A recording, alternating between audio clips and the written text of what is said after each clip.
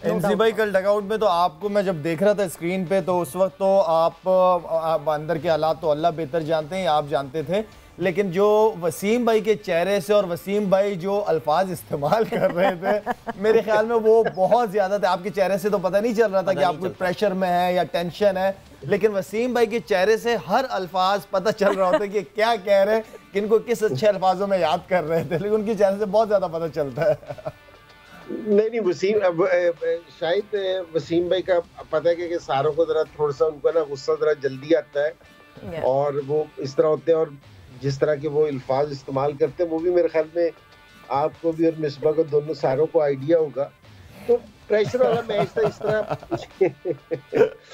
इस तरह की चीजें होती हैं और यही मजा है कि जिस तरह मुल्तान का और लाहौर का मैच हुआ था कि जी बिल्कुल टेंस के कि जी आखिरी बॉल तक नहीं पता था। इससे ना प्लेयर्स को सीखने का भी मौका बहुत मिलता है और जो इंटरनेशनल प्रेशर होता है ना वो यहाँ फील होता है कि जिस तरह सिलेक्टर्स भी बहुत सारे प्लेयर्स पीएसएल से पिक करते हैं वो सिर्फ इसलिए कि यहाँ वो उस लेवल का प्रेशर पड़ता है प्लेयर्स पे जो इंटरनेशनल में आपको है ना प्रेशर मिलता है। तो उस वजह से ना बड़ा एडवांटेज होता है कि जी प्लेयर्स को सीखने का बहुत मौका मिलता है इस चीज में। अच्छा एनसी भाई, मैं एक सवाल और पूछना चाह रहा था आपसे कि जैसे पीएसएल हमारी अपनी लीग है, हमारा अपना ब्रांड है, आप समझते हैं कि हमारे कोचिंग जो कोचेज हैं जिन्होंने लेवल 3 तक किया हुआ है पाकिस्तान में, एंड देन फिर आपके ट्रेनर्स हैं, उनको मौका मिलना चाहिए या हमें बाहर से ही कोचेज लेके आना चाहिए या दोनों को मिक्स करके हमें कॉम्बिनेशन के साथ उतरना चाहिए फ्रेंचाइजीज को? नहीं, शायद ये इसमें बिल्कुल क्लियर स्टांस वो इस चीज का है कि जो हमारे कोचेज हैं ना और हमारे ट्रेनर्स हैं जो हम गए, अगर हम अपनी लीग में उनको एक्सपोजर नहीं देंगे तो फिर उनको दूसरे लोग कहां से एक्सपोजर देंगे? Very good, very good. उनको बिल्कुल के मिलना चाहिए मौका। आप बाहर से जरूर लोग लेके आए, मैं बाहर के लोगों के खिलाफ नहीं हूँ, लेकिन अगर कोई ये सोचेगा कि जी हमारे मुल्क के जो कोचेज हैं, ट्रेनर हैं, फिजियो हैं या दूसरे लोग हैं, अगर उनको हम मौका नहीं देंगे तो दुनिया को किस तरह पता चलेगा कि जी ये लोग अच्छे हैं और ये लोग या इस तरह का काम कर रहे हैं। कि इस लीग में सारे इंटरनेशनल प्लेयर आते हैं, इंटरनेशनल कोचेज आते हैं, फिजियो आते हैं, उनके साथ जिस टाइम ये काम करेंगे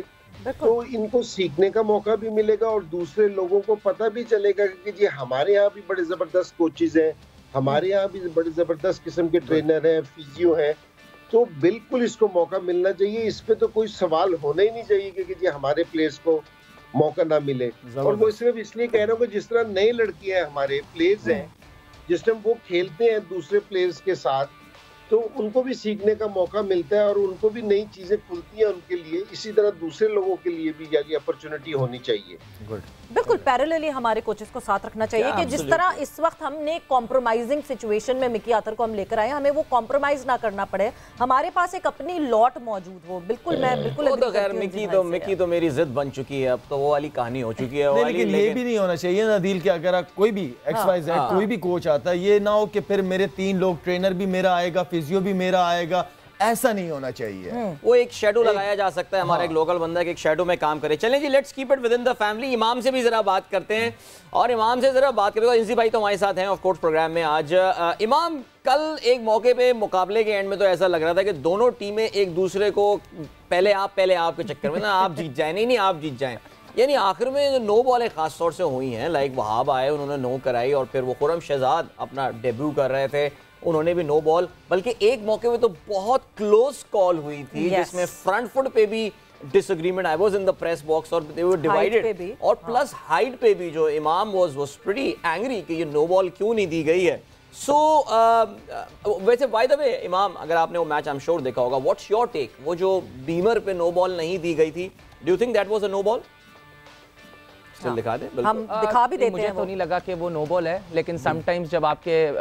जो डिसीजंस होते हैं वो अगेंस्ट अगर चले जाएं तो आपको लगता है कि ये नो बॉल थी। अगर मैं शायद किसी को भी सपोर्ट कर रहा हूँ तो, लेकिन मुझे लगा था कि बॉल डिप कर रहा था तो मुझे नहीं लगा, लेकिन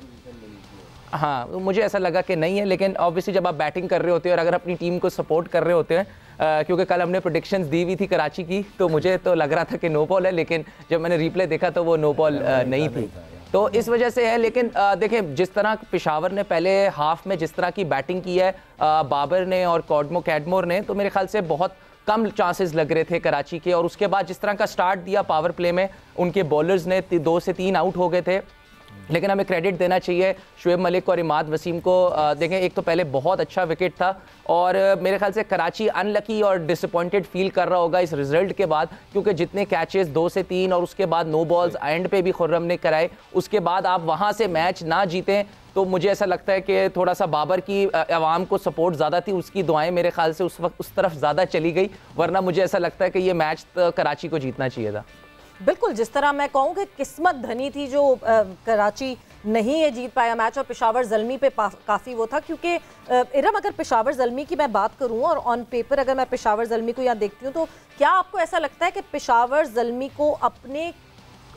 कोटा से एक्स्ट्रा रन्स जोड़ने पड़ेंगे अपनी बॉलिंग को सपोर्ट करने के लिए, उनको ज़्यादा रन्स बनाने पड़ेंगे, यानी अपनी बैटिंग को ज़्यादा पुश करना पड़ेगा? बिकॉज मैं जब बॉलर्स देखती हूँ उनके, तो उनको सपोर्ट देना पड़ेगा एक्स्ट्रा रन से। जी बिल्कुल, जैसे लेकिन मुझे लगता है कि 199 जो स्कोर था वो कम नहीं था, वो अच्छा स्कोर है, 200 आप कह लें, लेकिन ये है कि जितना और चिप इन कर सकते हैं तो वो एक अच्छी चीज़ हो जाएगी। लेकिन मुझे लगता है कि अगर कराची की बात की जाए तो कराची कोई भी जो है वो ज़्यादातर जो है वो क्रिकेट में मुझे लगता है फील्डिंग पे इतनी बात नहीं होती, लेकिन जो कल फील्डिंग स्टैंडर्ड नज़र आया है वो थोड़ा सा मुझे लगता है अच्छा नहीं था, और जिसकी वजह से कराची को है ये अपनी हार बर्दाश्त करनी पड़ी है। और यही जो है सीन पेशावर के भी टीम ने 1-2 कैचेस ड्रॉप किए हैं, तो मुझे लगता है अगर फील्डिंग पे ये टीम ज़्यादा मेहनत करेंगी तो